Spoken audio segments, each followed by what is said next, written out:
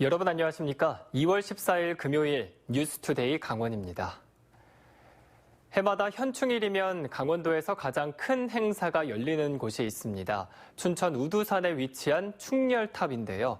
얼마 전부터 충렬탑으로 올라가는 길 입구가 차량이 올라가지 못하게 막혔습니다. 이 도시공원 일몰제 때문인데 무슨 일인지 김상훈 기자가 취재했습니다. 충렬탑으로 올라가는 우두산 입구입니다. 현수막과 각종 장애물로 차량이 올라가지 못하도록 입구가 가로막혔습니다. 어떻게 된 일일까? 도시공원 일몰제 시행으로 오는 7월부터는 지자체가 사유지를 공원 부지로 지정해 놓은 전국의 모든 공원이 개인 땅으로 돌아가게 됩니다. 이 때문에 곳곳에서 부지 매입을 추진하는 지자체와 개인 간의 갈등이 벌어지고 있는데 우두산도 같은 처지에 놓였습니다. 춘천시는 우두산 매입에 나섰는데 소유주가 500년 된 선산이라며 시의 계획에 반대하고 나선 겁니다. 실제로 우두산 면적의 85%가 사유지인데 한 집안의 묘가 40기 넘게 있습니다. 제 뒤에 보이는 충렬탑은 강원도 내 주요한 현충시설로 관리되고 있지만 제가 서 있는 이곳 부지마저도 사유지에 속해 있는 상황입니다. 우두산은 70년 전 한국전쟁 초기 전선에서 유일하게 승전보를 울려 북한의 남침 계획에 타격을 준 전적지입니다. 당시 국군 장병과 춘천 시민들이 격전을 벌여 전쟁 직후인 1955년 이들의 넋을 기리는 충렬탑이 이곳에 세워졌습니다. 해마다 현충일 행사가 진행되는 주요 현충시설인 동시에 주민들이 자주 찾는 공원이기도 합니다. 이 동네 분들은 일로 오실 거예요. 거기 운동기구 하게 다 만들어놨고 요 밑에가 그 둘레길식으로 만들어놔가지고 충렬탑 부지에 대해서는 지자체에서 임대료를 내고 있는 형편. 춘천시는 우두산을 사유지로 두면 언제든 난개발될 우려가 있다며 직접 매입해 관리하겠다는 입장입니다. 지자체가 시민을 위해서 시민의 휴식 공간으로 조성하는 것이 더 좋지 않을까. 저희는 우두산이 꼭 필요하다고 보고 있습니다. 하지만 산 소유주 측은 우두산을 개발하지 않고 시민들에게 개방할 것이라며 조상이 묻혀있는 선산을 팔 수 없다고 선을 그었습니다. 춘천시가 매입 계획을 철회하지 않으면 6.25 70주년인 올해 현충일까지도 차량이 통제될 수 있어 강원도와 보훈처는 발만 동동 구르고 있습니다. MBC 뉴스 김상훈입니다. 원주 지역에서 도시공원 조성 사업을 추진하던 민간 업체들이 사업을 포기하는 사례가 속출하고 있습니다. 이 도시공원 일몰제가 시행되는 7월까지 사업자를 구하지 못하면 공원구역이 해제되기 때문에 도심 내 난개발 우려가 높아지고 있습니다. 권기만 기자가 보도합니다. 원주 중앙공원 2구역 조성 사업을 추진하던 토지주택공사 LH가 지난달 21일 원주시에 사업 포기서를 제출했습니다. 사업성이 부족하다는 이유에서입니다. 도시공원 사업은 민간 사업자가 전체 공원을 조성하고 일부 공간에 아파트를 지어 수익을 내야 하는데 분석 결과 사업성이 없다고 판단한 겁니다. 특히 기업 도시에 대규모 아파트 단지들이 들어서면서 원주 지역 미분양 물량이 늘어나는 등 주택 과잉 공급 우려가 높아졌기 때문으로 분석됩니다. 원주시는 새로운 사업자 모집에 나섰지만 공기업이 포기한 사업을 누가 이어받아 진행할지 전망이 밝지는 않습니다. 시간은 촉박하지만 사업체가 들어올 거로 생각을 하고 있습니다. 만약에 사업자가 들어오지 않을 경우에는 또 다른 방법으로 해서 일몰제 전에 도시공원이 실효되지 않도록 그렇게 다각적으로 검토를 하고 있습니다. 중앙공원 2구역뿐만이 아닙니다. 원주시가 당초 민자로 개발을 추진한 도시공원은 중앙 1, 2, 단계 1, 2, 단구까지 모두 5곳. 단구공원은 중앙 2구역과 마찬가지로 사업자가 포기 의사를 밝혀 원주시가 320억 원을 들여 매입 절차를 밟고 있습니다. 단계 1구역 역시 사업자가 포기한 이후 정부의 공공지원 민간임대주택 공급 촉진지구로 방향을 전환해 추진하고 있고 단계 2구역은 경사도 등 조건이 열악해 사실상 공원 조성을 포기한 상태입니다. 시가 매입할 수도 있지만 비용이 만만치 않습니다. 최악의 경우 현재 착공에 들어간 중앙 1구역과 당구공원을 제외한 3곳은 도시공원 일몰제에 들어가는 오는 7월 모두 공원구역에서 해제될 수도 있습니다. 원주시가 인구를 많은 것을 과잉으로 편성하다 보니까 주택도 같이 늘었거든요. 그런데 실제로 인구가 안 늘었습니다. 그러다 보니까 주택 소유가 안 되니까 그 사람들 민간업자들이 원주 지역 아파트 과입 공급 여파가 도시공원 민자개발 사업에 발목을 잡으면서 도심 내 난개발 우려가 높아지고 있습니다.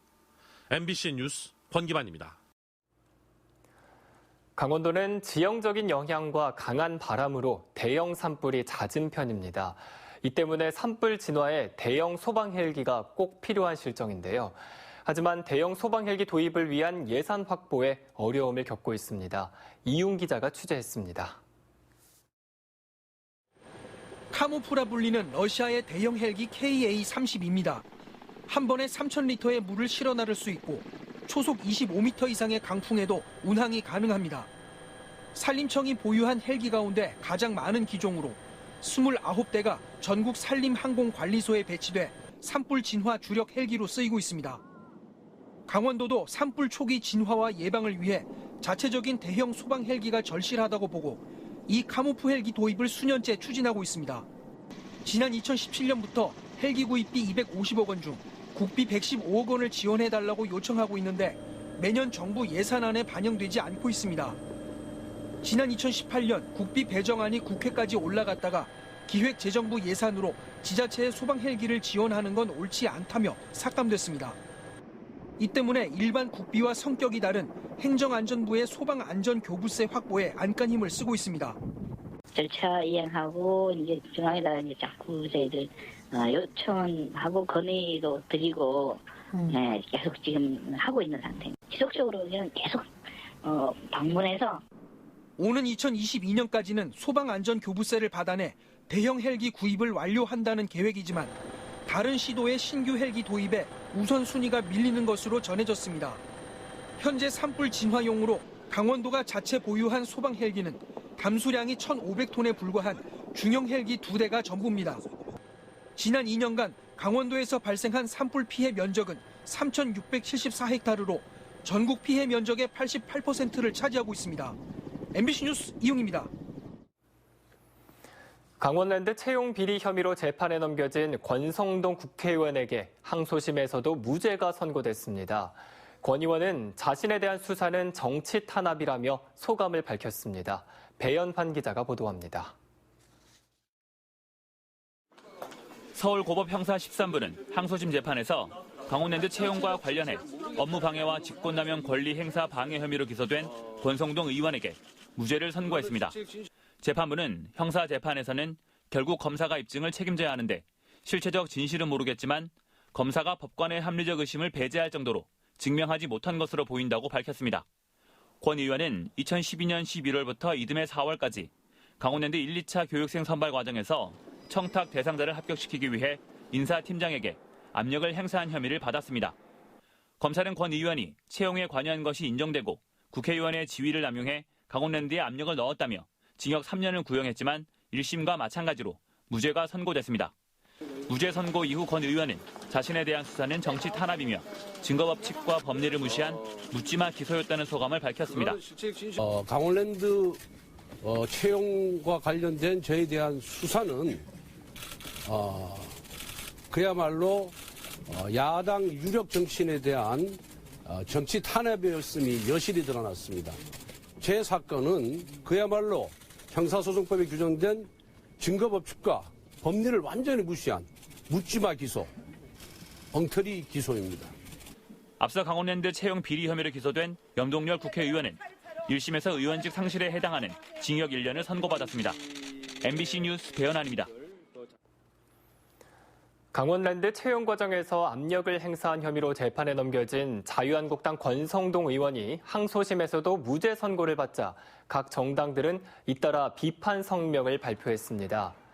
더불어민주당 강원도당은 비슷한 혐의를 받고 실형을 선고받은 자유한국당 염동열 의원이 1심 판결과 전혀 다른 결과라며 검찰과 사법부의 같은 사건, 다른 판결에 의구심이 커지고 있다고 밝혔습니다.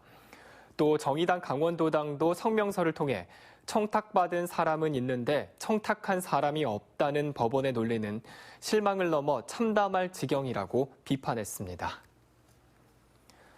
코로나19에 따른 경기 위축이 현실화되자 경제 활성화 특별 대책에 785억 원이 투입됩니다. 최문순 도지사는 어제 기자회견을 열고 도내 확진자는 없는 상황이지만 관광 위축 등 2차 피해가 크다며 다시 일상적인 경제 소비 활동이 이루어져야 한다고 말했습니다. 실제로 지난달 28일부터 11일 동안 중소기업과 소상공인 피해 고충 건수가 762건에 이르고 있고 춘천 남이섬 등 세계 관광지의 방문객이 20%나 감소했습니다. 이에 따라 강원도는 소상공인 긴급 금융 지원과 관광 경기 활성화 마케팅 등 5대 중점 대책을 추진하기로 했습니다. 강원도 농어업인 수당 지원 조례안이 강원도의회 상임위를 통과했습니다. 도의회 농림수산위원회는 농임업인 10만 2천 명과 어업인 2천여 명 등 모두 10만 4,300명에게 1년에 70만 원을 지원하는 농업어인 수당 지원 조례안을 수정 통과시켰습니다. 조례안은 오는 20일 본회의에서 최종 의결되는데 도의회 결정과는 별도로 보건복지부와 사회보장신설을 협의하는 절차가 남아있어 수당 액수가 조정될 가능성도 남아있습니다. 강릉의 동계올림픽 시설들에 대한 소방안전 점검 결과 10여 건의 불량 사항이 적발돼 시정 명령이 내려졌습니다.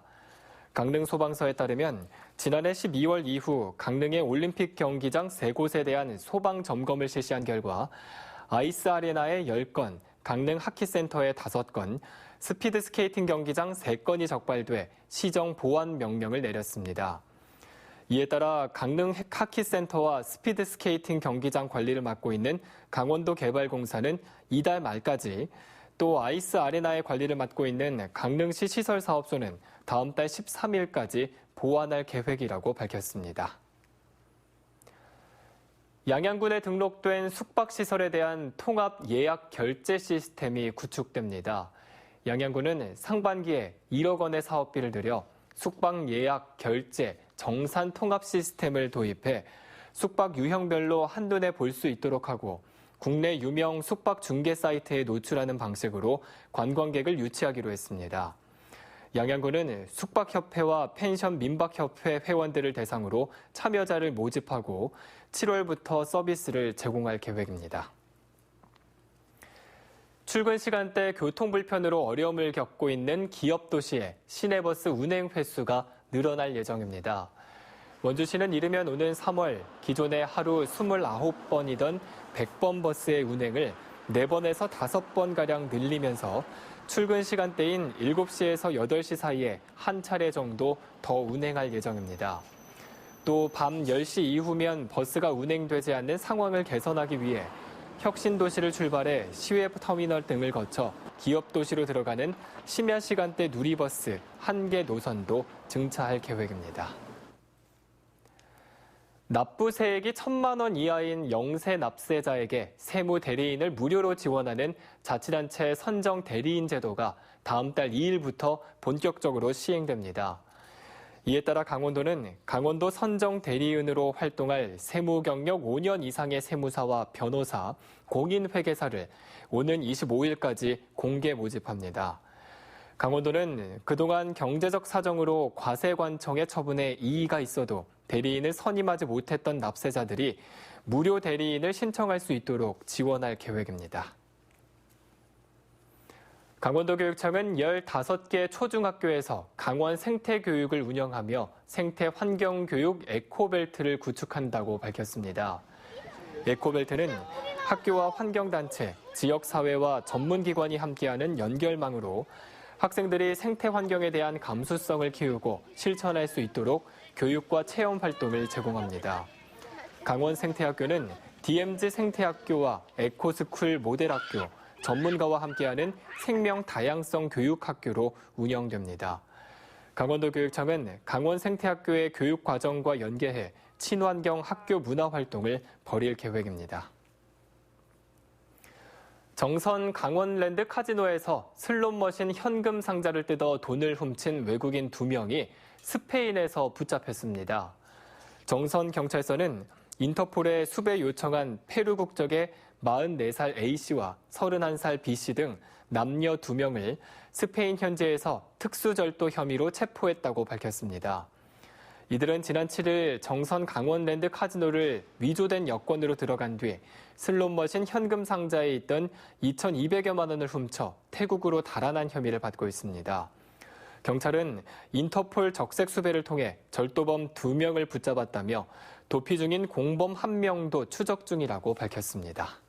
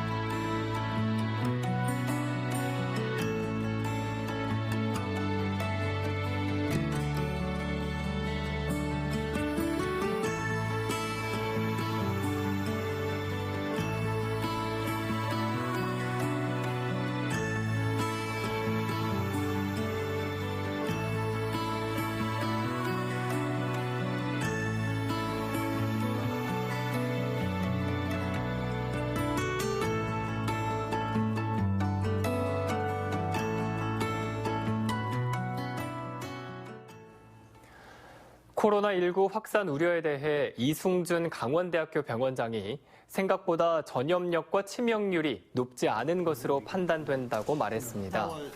이 병원장은 어제 강원도청 브리핑에서 한때 전망을 어둡게 보고 3, 4월에 절정에 이를 것으로 예측이 됐지만 최근 중국 확진 환자가 감소하고 있고 이달 하순에는 감염자가 줄 것으로 예상된다고 말했습니다.